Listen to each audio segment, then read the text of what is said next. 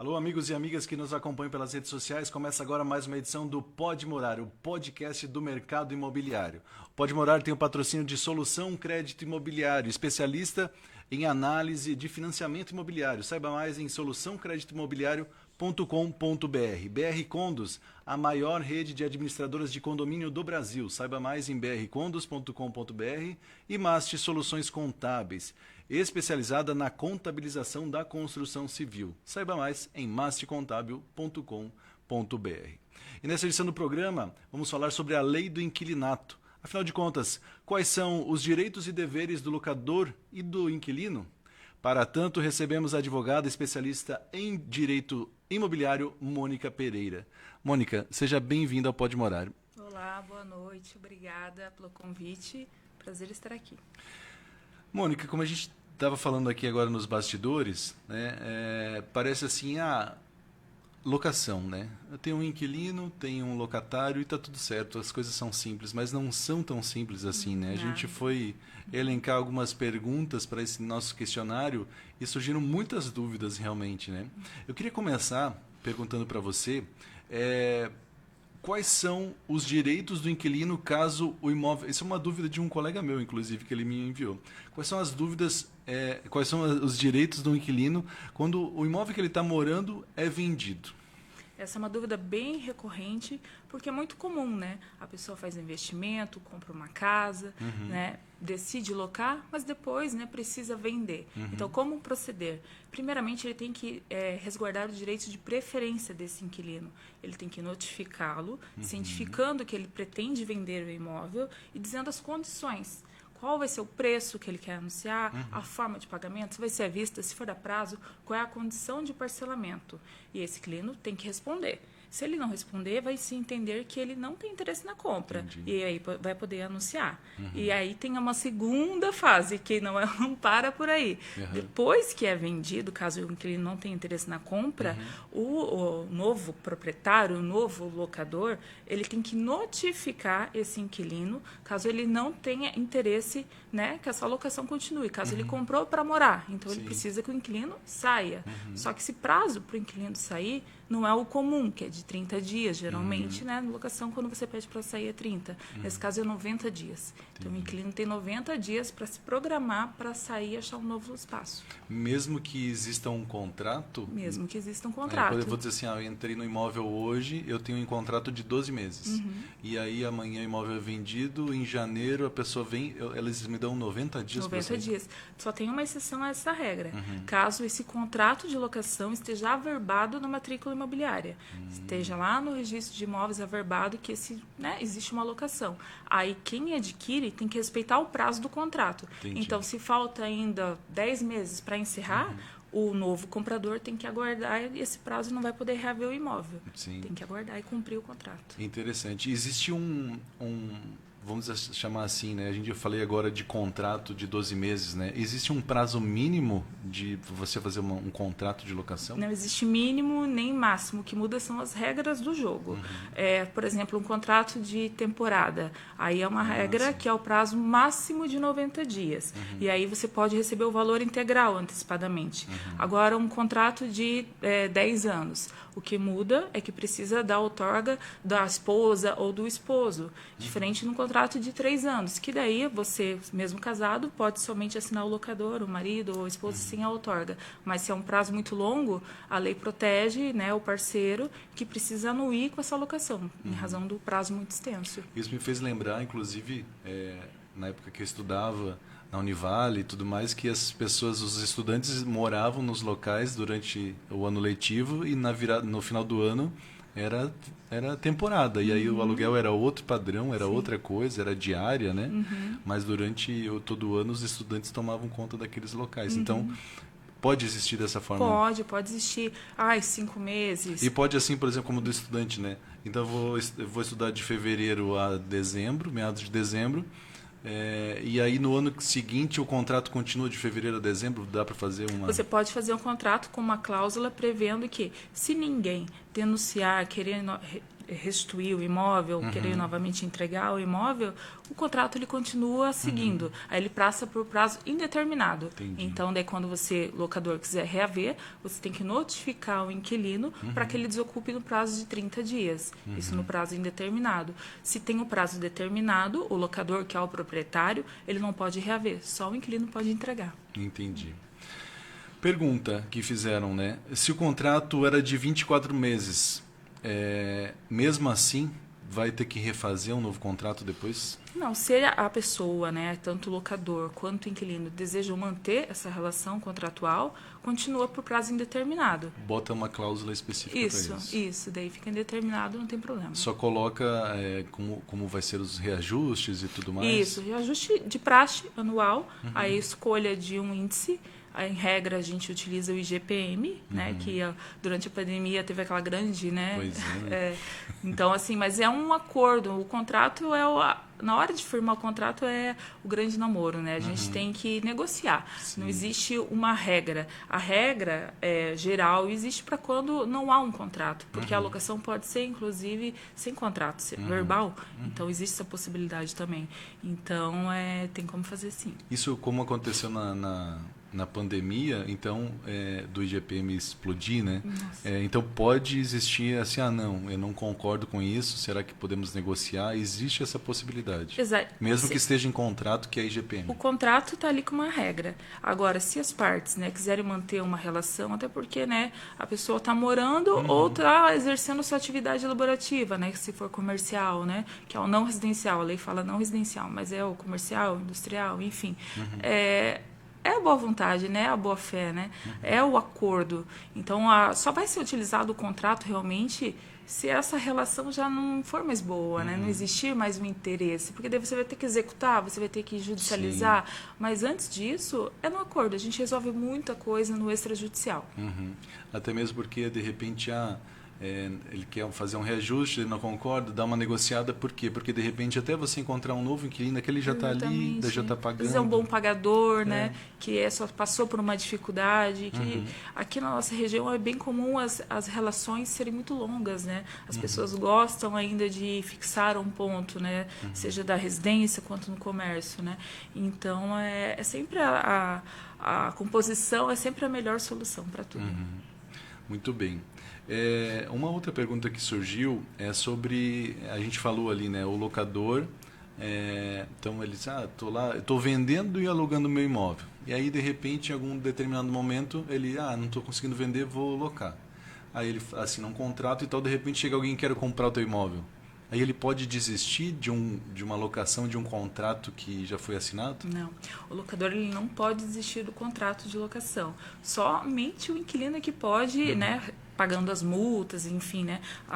O artigo 4º da lei, ela veda o locador nessa possibilidade. Infelizmente, na verdade, a lei veio para justamente resguardar, né, o inquilino, né?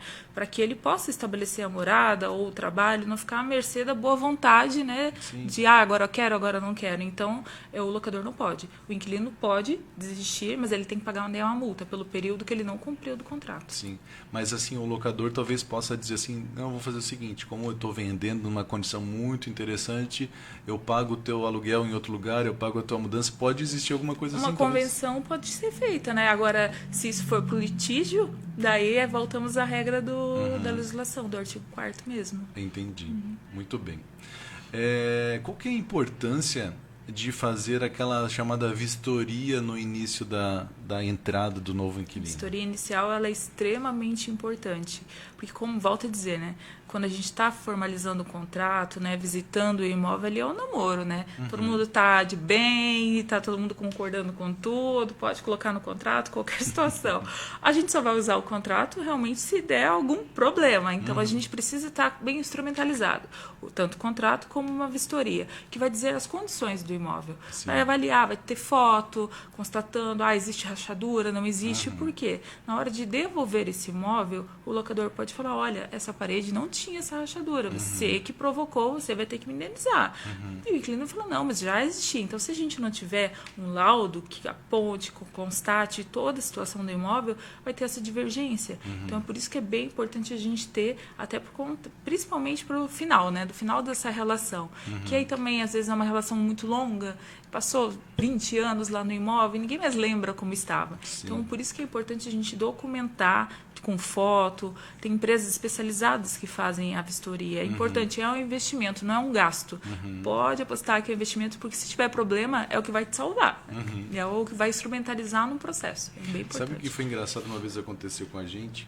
A gente morava numa casa e a gente buscou uma casa porque a gente tem ainda, né, os cachorros. E aí os cachorros precisam de espaço. E aí, quando a gente chegou na casa, a gente foi ver a casa e demorou um pouco até se mudar realmente, né? E aí, quando a gente voltou na casa para realmente fazer a mudança, tinha um mato gigante, assim, no quintal. Né? Gigante mesmo, assim, nessa altura. Assim. E aí, eu falei, no dia seguinte na imobiliária, eu falei assim, tinha um mato gigante. Então faz o seguinte, quando vocês devolverem, não vai precisar cortar. E a gente meio que concordou, mas depois, quando a gente foi entregar, a gente pensou...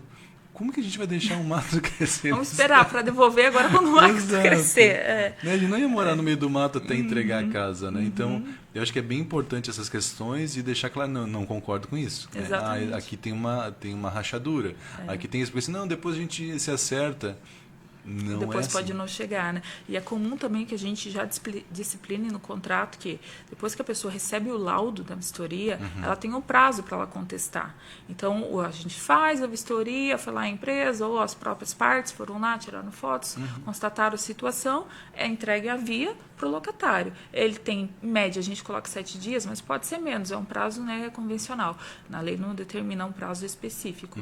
Que o inquilino, né, o promitente inquilino vai dizer, olha, não concordo, porque a situação não era essa, era aquela, a foto pegou de um ângulo, mas estava de outro, ou aquela parede não foi fotografada, então você tem um prazo para contestar também essa vistoria inicial, isso é bem importante também, tudo ficar documentado, relatado, para evitar o futuro, se necessário, vai ter.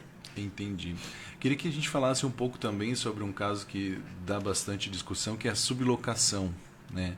Queria que você explicasse um pouco disso, o que é permitido, de que forma que é permitido, não é permitido.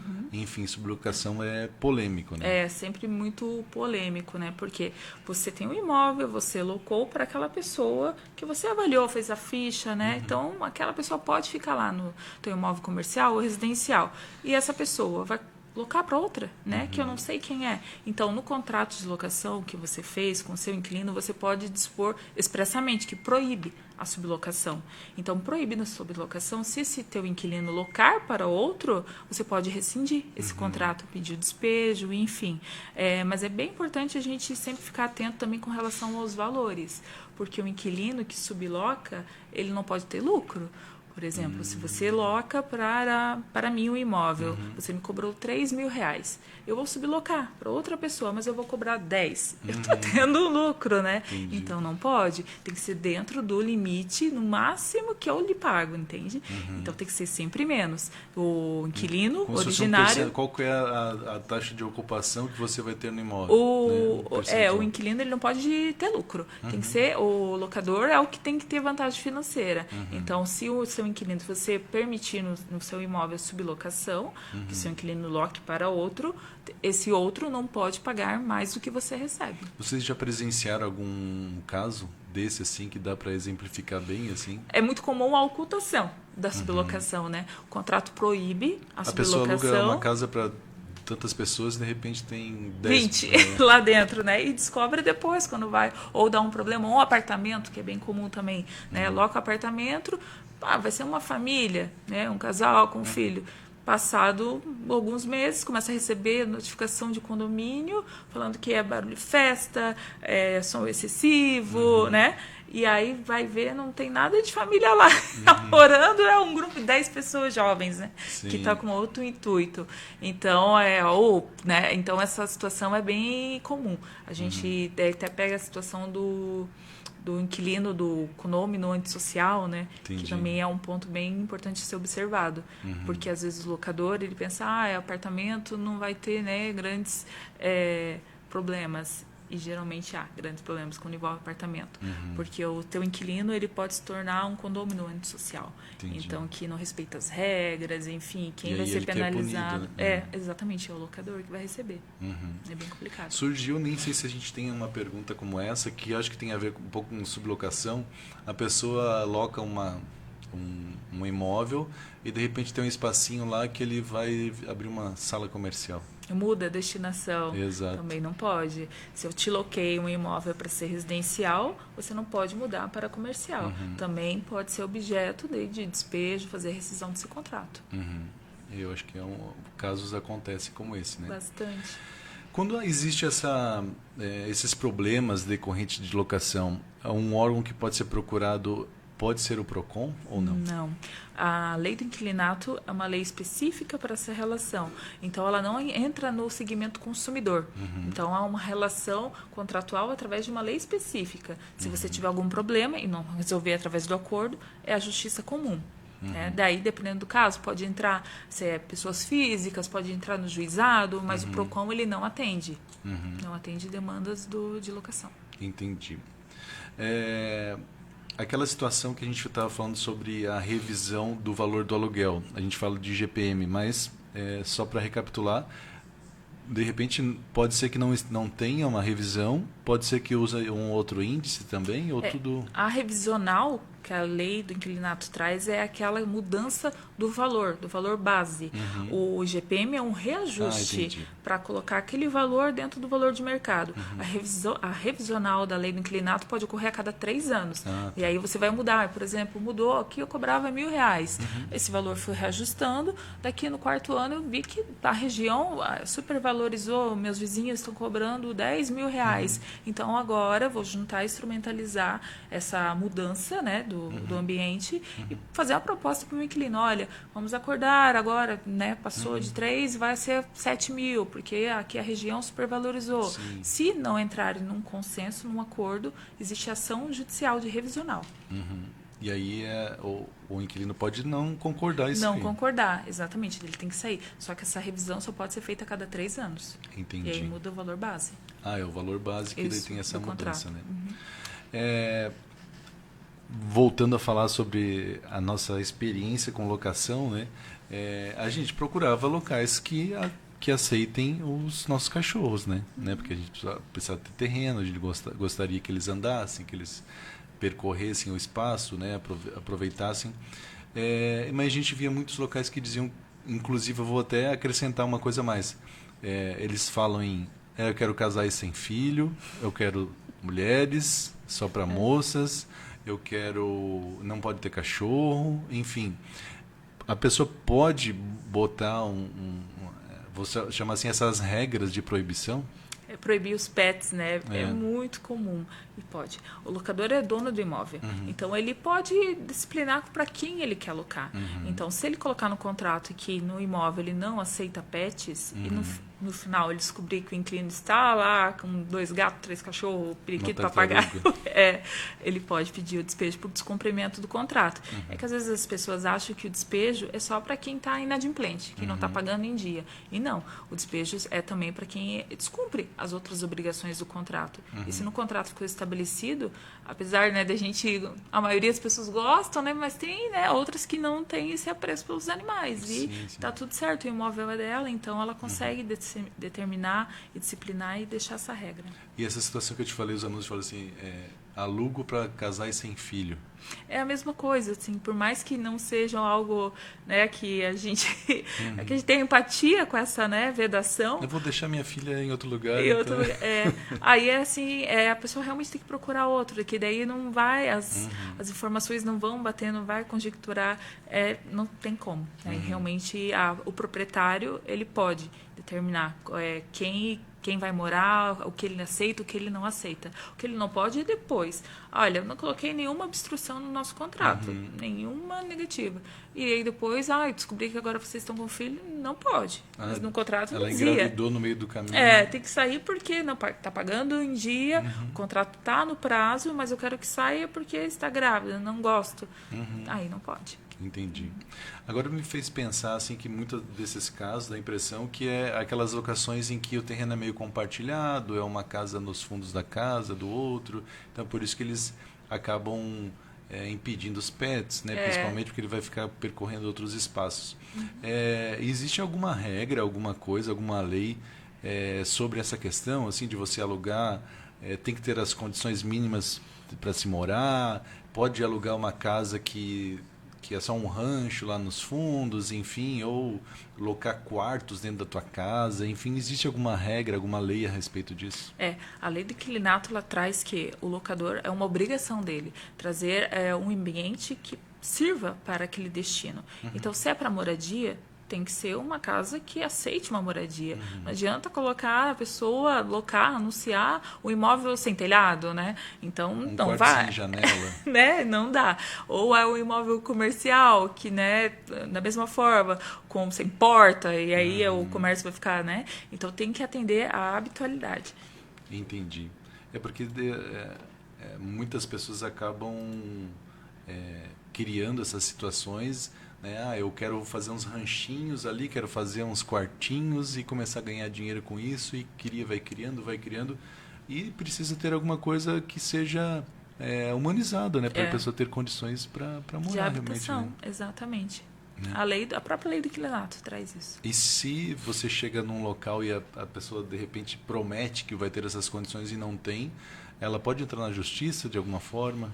Aí é complicado sempre quando você aceitou, né? Se eu fui lá no imóvel, né? O imóvel, ele tem uma condição não muito, né, boa para se morar. E você aceitou morar, e tem a laudo de vistoria que constatou, olha, que a pintura não está muito bonita, que existem algumas infiltrações, e você aceitou morar, então é complicado daí, sabe? Agora, o imóvel estava tudo bonitinho, tudo, por isso que voltamos, né, da vistoria, né? Importante. Tudo certinho na vistoria, tudo limpinho, passou um mês, as infiltrações começaram a pipocar. Aí sim, aí você consegue acionar o locador, porque é um dano também estrutural, e aí ele vai ter que verificar. Exatamente, às vezes nem é culpa do próprio locador, né? De repente às vezes é do apartamento, novo. né? De vizinho, né? Que é bem comum também. Exatamente. E vaza. O que é bem comum também é sobre aquelas situações de garantias, né? Como que funciona a questão da caução, tudo mais? O que a legislação fala a respeito disso? A garantia também que é o grande mito, né? Da lei do inquilinato. Todo mundo acha que o contrato com o fiador é um contrato que não vai dar problema nenhum, que todo mundo vai pagar. E o fiador, né, é mais alguém que vai ficar te devendo. É mais alguém para a gente ficar procurando que sumiu, desapareceu, né? Ninguém tem um paradeiro. A caução, ela é sempre, se a pessoa, o locador deseja uma garantia, é sempre a melhor opção. A caução em dinheiro, né? Que vai ser depositada em uma conta poupança, pela lei fala uma conta conjunta entre locador e locatário, mas geralmente aqui na região a gente trabalha muito com administradoras, né, de locação. Sim. Então a administradora que vai ficar, que é a imobiliária, né, que vai ficar com esse dinheiro em conta depositado, e esse valor vai ficar rendendo pela poupança. Então ela é importante, porque no final da locação, se houver débitos a serem pagos, tem aquele valor ali que já vai cobrir uma parte, às vezes no todo, e às vezes se faltar, né, a gente vai ter que, né, buscar, vai ser um valor um pouco menor. Agora, sem nenhuma, daí vai ficar, né, tem que se buscar. sobrar, devolve. Sobrar, devolve, exatamente. Agora, o fiador é complicado. O fiador é bom só pro locatário, né, porque o locatário tem ali, consegue, né, assinar um contrato, se o locador exige uma garantia, mas não é bom pro fiador. E não é bom para o locador. O locador não é bom porque vai ter mais uma pessoa para ele ficar cobrando. E para o próprio fiador é ruim por causa da perda, né, do imóvel. Sim. Por exemplo, se ele tem uma única casa, bem de família, né, que acha que está protegido, fiança de locação não. Fiança de locação, você perde seu bem de família. Então, isso foi em 2022, o STJ pacificou isso e todos os tribunais têm que seguir, é um tema repetitivo. Então, é bem importante ficar atento. Não seja fiador, né? Que é um risco muito grande. E as empresas, as imobiliárias, de uma forma geral, elas também têm trabalhado com um seguro ou coisas nesse sentido? O seguro, né? Só que o seguro também tem as suas ressalvas, né? Porque o seguro, no final, acaba, às vezes, não pagando tudo. Então, assim, na dúvida, deixa sem garantia.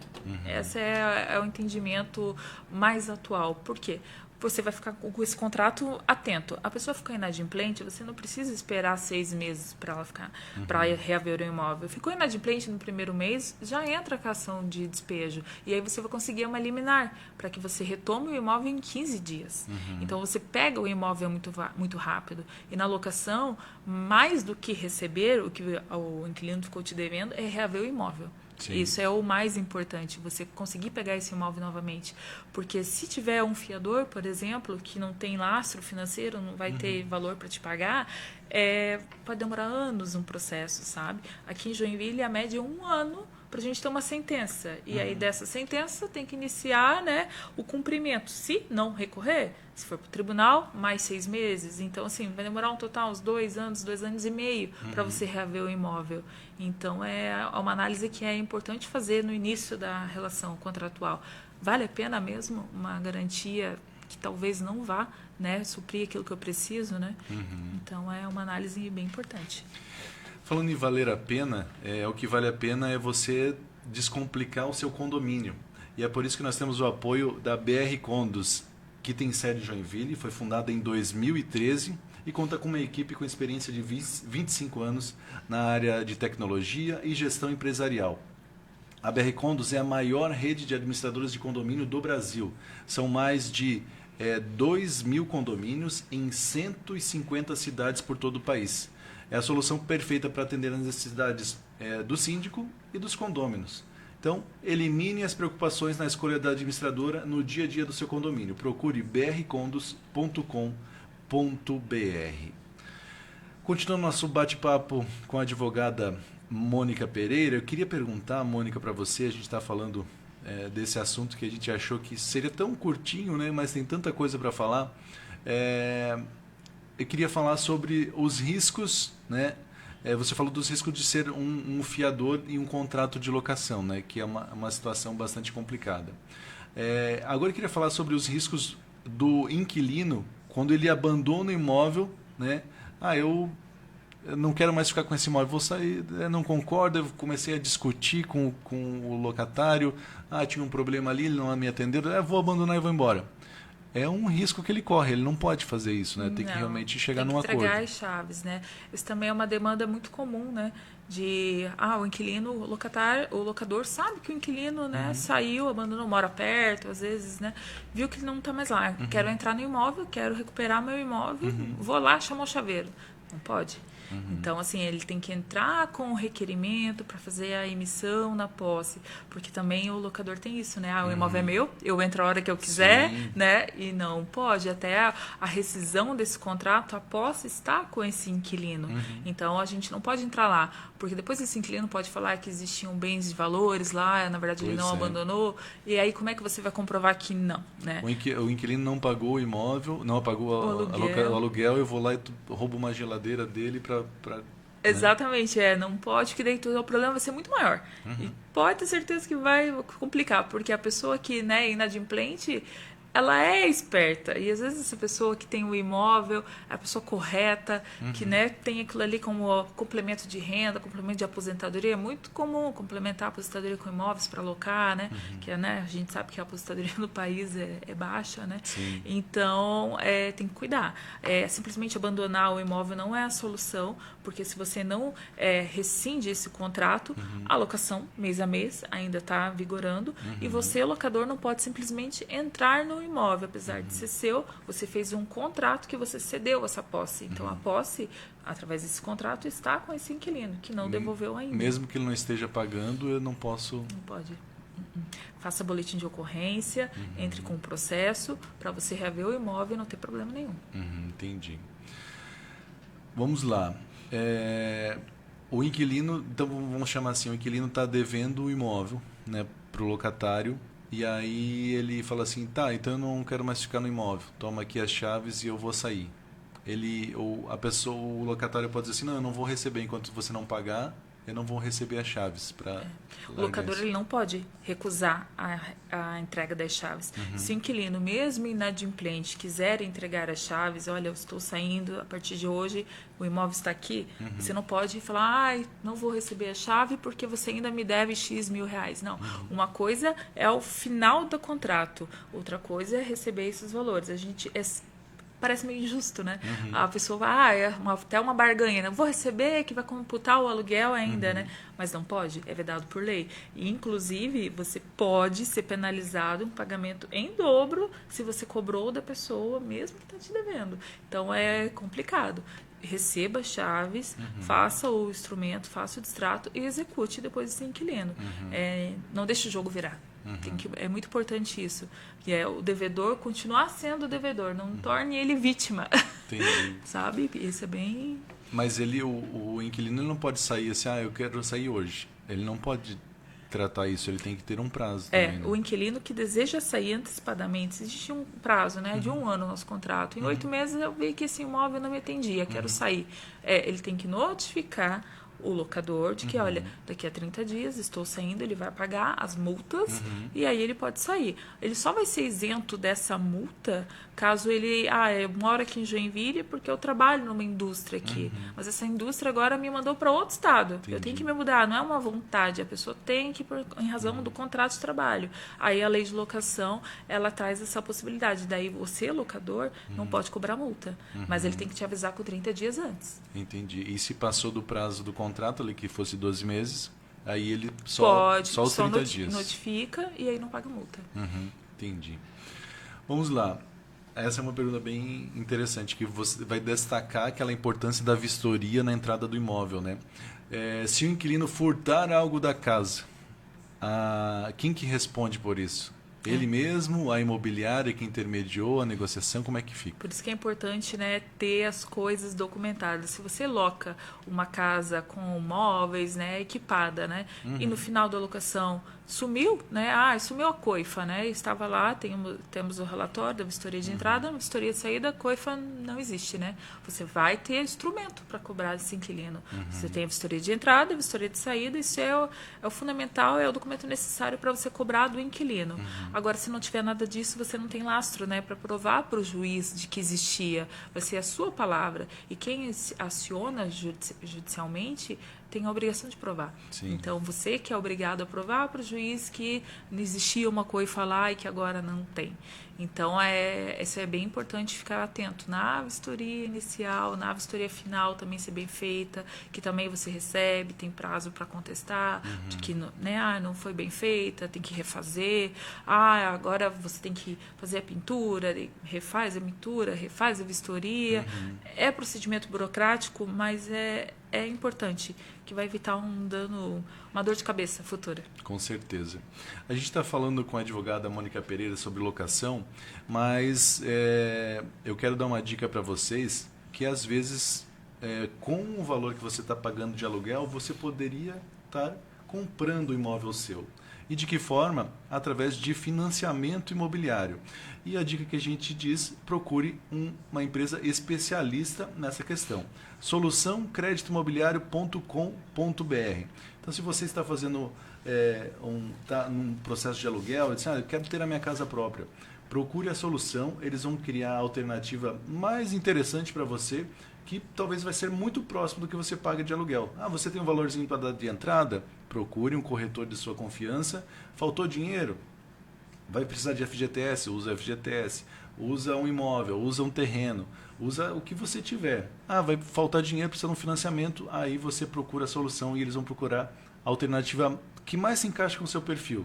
É num banco X, é no banco Y, enfim, não importa o banco, com um valor pequeno de entrada você consegue financiar um imóvel seu, né? Saia do aluguel através de financiamento imobiliário. Procure soluçãocreditoimobiliario.com.br. Mas ainda falando de aluguel, que o aluguel também é uma forma, tem muita gente que fala que a locação é a forma mais interessante, que ter imóveis próprios não é tão interessante, então cada um tem um estilo de vida. Outras pessoas sonham com a casa própria e querem ter a sua casa própria. Outra dica também em relação, a gente está falando do financiamento, muitas pessoas compram um imóvel, financiam parte do imóvel e locam esse imóvel e com a locação acabam pagando esse financiamento, né? Então você também consegue aumentar o seu patrimônio através do financiamento imobiliário. Mas continuando nossas perguntas sobre a questão dos inquilinos, dos locatários, um exemplo. O meu inquilino, ele nunca assinou o contrato. A gente está falando que tem um contrato, o que, que rege o contrato e tudo mais. E agora ele começou a não pagar, ele está me devendo. Eu posso pedir o despejo dele judicialmente? Pode.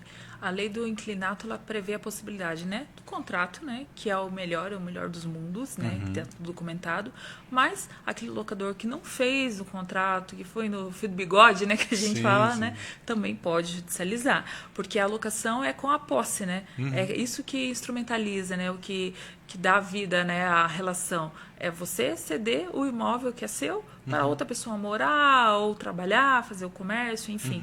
Então, quem não tem contrato pode, sim, judicialmente buscar o despejo, a cobrança dos valores. E como que ele prova isso? A pessoa pode alegar assim, não, mas ele cedeu para mim, ele disse que não ia cobrar nunca aluguel para mim. Você prova com o lastro, né, documentos dos meses anteriores. Depósitos, depósito, se o recibo, né, que você pode ter uma cópia, enfim, você tem documentos capazes de mostrar vizinhos, relatos de vizinho, fazer ato notarial do vizinho que foi lá, olha, realmente a pessoa ficou aqui de X período a X período, sei que ele loca, o anúncio que vocês conversam no WhatsApp, meios de prova é o que é bem diversificado, né? Interessante, a gente acha que sem um documento a gente está livre das coisas, né? Ou está, de repente, fragilizado, mas na verdade não, né? Não. Existem outras formas de provar também. Exatamente. E o WhatsApp é uma grande prova, né? Porque todo mundo conversa, resolve tudo pelo WhatsApp, né? Então, é difícil hoje em dia alguém, né, ligar, né? É áudio ou mensagem, né? Então, ele tem chancelado ali as provas, é importante. Que legal. Pergunta também, preciso notificar o inquilino inadimplente antes de entrar com a ação de despejo? Não. Para inquilino inadimplente, você não precisa notificação prévia. Já chega com dois pés na porta. Já chega com a intimação. Chega com a situação para sair do imóvel. Então, não precisa, inadimplência não. Agora, se você quer o despejo por outro motivo, olha, entendi. você está desrespeitando as normas do condomínio. Aí você precisa notificar previamente. Entendi. Mas inadimplência não. Perguntar a necessidade de aguardar quantos dias após o vencimento do aluguel para entrar com a ação de despejo? No dia seguinte. Não tem. Também é um mito, né? De que tem que aguardar 30 dias, 60 dias. Não. Pagamento é no dia 10. Não pagou? Dia 11, executa. Já pode fazer o que é teu de direito, fazer o despejo. Eu estava conversando com uns corretores durante a semana passada e achei engraçado que eles têm na imobiliária aquela questão do seguro ali e tudo mais, né, que tem uma empresa lá que oferece isso. E aí eles dizem que as pessoas ligam para lá e falam com a responsável lá pela locação, a Sinara, e falam assim, Sinara, eu vou atrasar um pouco o pagamento esse mês, tá? E ela começou assim, e daí? Não tem, que né? Porque eles acham assim que eu tô avisando, né? Mas mês que vem eu vou pagar direitinho, vou pagar até um pouco adiantado. Não, tem que pagar na data, Se o né? locador deixar claro para a administradora que ele não aceita atraso, a administradora pode dar seguimento na ação de despejo e a pessoa só vai saber quando receber na porta o oficial de justiça, né? Então, se esse contrato não tiver nenhuma garantia, vai receber já com a liminar, né? Para desocupar em 15 dias. Então, é muito rápido. Aqui na nossa região, as liminares, a gente costuma protocolar a ação em um dia, em 4, 5 dias a gente já tem a liminar. É muito ágil nesse sentido. E aí, com a liminar, o que acontece? Com a liminar, o oficial de justiça vai até a casa, né, que está na posse desse inquilino, e ele tem um prazo de 15 dias para sair do imóvel. Entendi. Então, é muito rápido. É bem rápido mesmo. A pessoa acha que vai ficar na boa e não consegue. Vai no processo, demora anos. Não. Aí não. Ninguém me tira daqui. Não é bem assim. Não.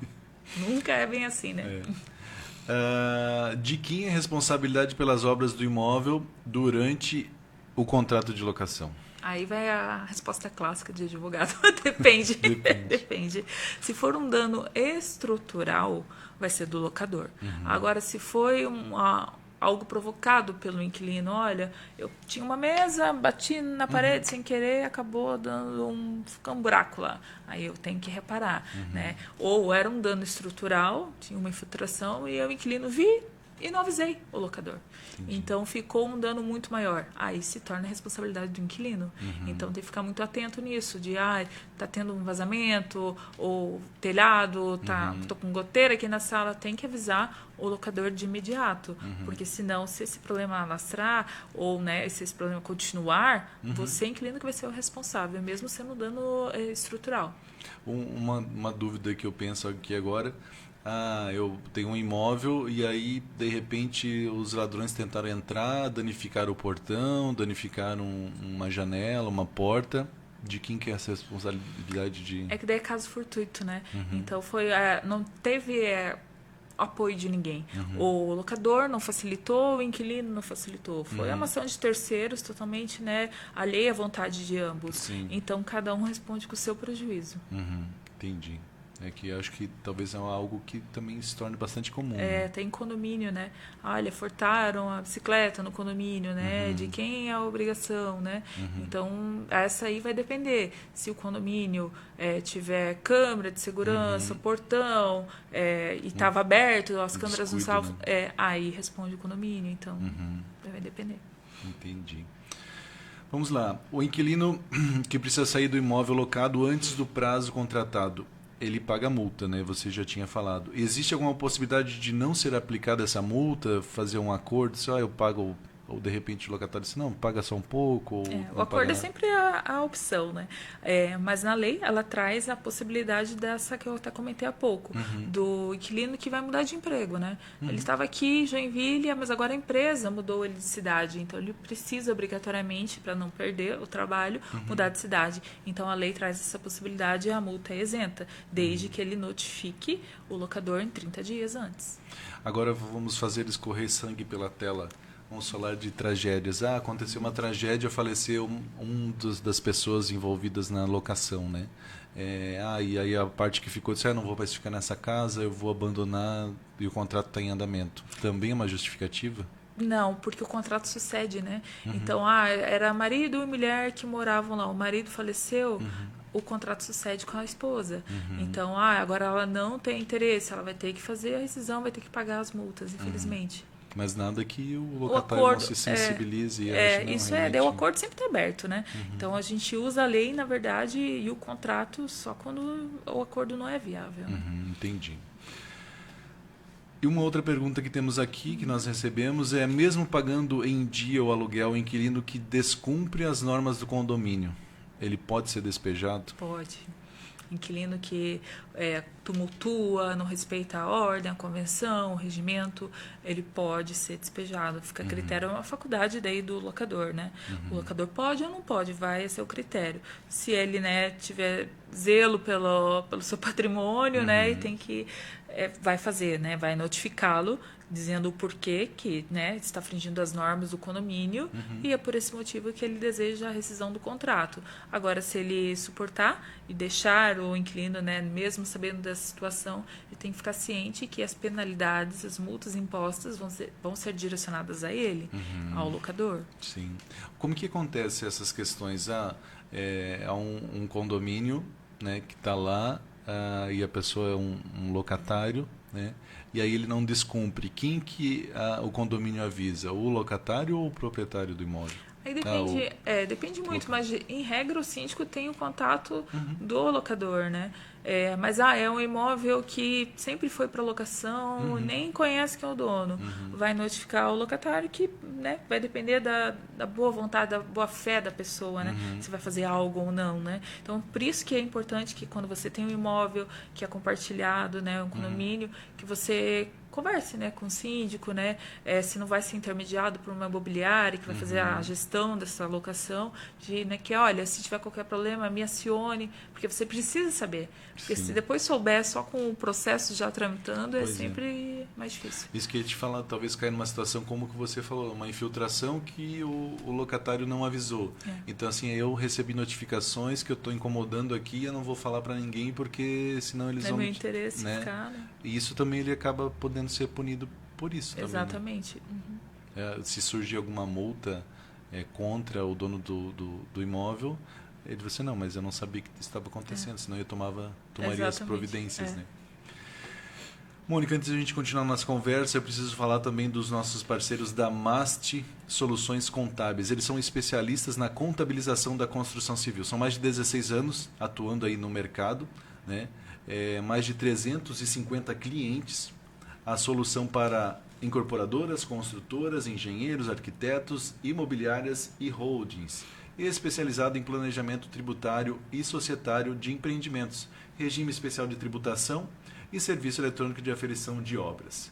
Evite problemas com uma empresa especializada na contabilização da construção civil. Saiba mais em mastcontábil.com.br ou mastcontábeis no Instagram. Eu falei de um ponto aqui interessante também, que é a questão de holding, né? Vamos chamar assim, né? Uma forma de empresa, né? Que é bastante comum justamente para essa questão de locação de imóveis, né? Para administrar os bens e tudo mais. Qual é a diferença de você locar um imóvel de uma pessoa física para uma locação de uma pessoa jurídica? Não tem nenhuma diferença. Pela lei é tudo igual, né? Uhum. Você vai fazer a análise da ficha, né? Seu inquilino é uma pessoa jurídica. Uhum. O que é bem interessante a gente falar, porque é comum na nossa região, é de o locador loca o imóvel para uma pessoa jurídica e coloca como fiador o sócio da empresa. Não tem nenhuma vantagem financeira com relação a isso, porque você tornou o seu contrato com essa garantia que não vai dificultar o acesso ao imóvel novamente, e sendo que se a pessoa jurídica ficar inadimplente, você consegue acessar os patrimônios do sócio com a desconsideração da personalidade jurídica. Sim. Então não é uma vantagem financeira, mas mudança vai demorar mais ou menos, ou dificultoso de uma situação ou outra, não há. Essa alocação, quando envolve pessoas jurídicas para um comércio, um negócio, existe às vezes, como a gente falou ali, ele vai construir coisas, ele vai reformar coisas, né? Ele vai mudar a fachada. Como é que fica essa situação? É tudo um acordo? Eu quero que depois devolva do jeito que está, nas cores que estavam. Eu quero isso, quero aquilo. Quando você tem um imóvel que de repente ele é residencial, mas ele se transforma em comercial, pode fazer essa transformação e de repente daí chega lá os órgãos responsáveis dizem precisa ter um banheiro acessível. A residência não precisava de um banheiro acessível, então ele teve que construir esse banheiro. Como é que fica essas situações? Porque daí depois, agora eu vou locar para residência de novo, não vai ser mais comercial. Como é que fica essas situações? Questão de alvará, né, zoneamento, né? O que a gente, em regra, coloca nos contratos? Que toda a questão de alvará, licença, né, para que o seu comércio, né, o seu negócio possa ficar naquele imóvel é feito por você, que você tem que fazer esse estudo prévio. Sim. Que o locador não tem responsabilidade nenhuma. O meu imóvel é esse, você viu, você sabe onde ele está, e você que diligencie para verificar se o seu negócio pode vir aqui ou não. Esse não seria um motivo para a rescisão contratual. Assinamos o contrato de locação, você tem um negócio e só depois de alguns meses você vai ir atrás, né, das licenças, dos alvarás. Não consegui, agora quero desistir desse contrato. Não pode. Né? E a gente tem é de praxe a gente colocar essa regra no contrato, que há a obrigação do inquilino ir atrás, porque são questões específicas do seu negócio, que você tem que saber e você tem que diligenciar previamente. Porque de repente a pessoa já começa com as obras, começa a mexer, muda isso, muda aquilo, e de repente vai ver, o zoneamento nem permite aqui. E aí o que eu faço? Agora eu vou desistir. O segmento não pode naquela região.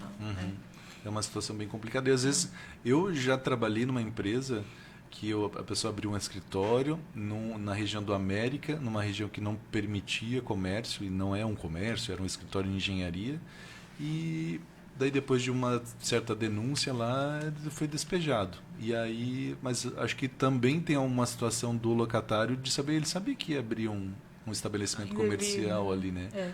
Então também tem isso. Diligência, né? Daí essa é uma questão, é uma obrigação do locatário. O locador, ele está entregando o imóvel em condições né, de habitação. Agora, do seu segmento, se atende, se não atende, é uma obrigação sua de analisar previamente. Depois que assinou o contrato, sua obrigação é de pagar, de respeitar o contrato. Agora, não quero mais, não cabe mais aqui, o meu negócio não entra nesse espaço.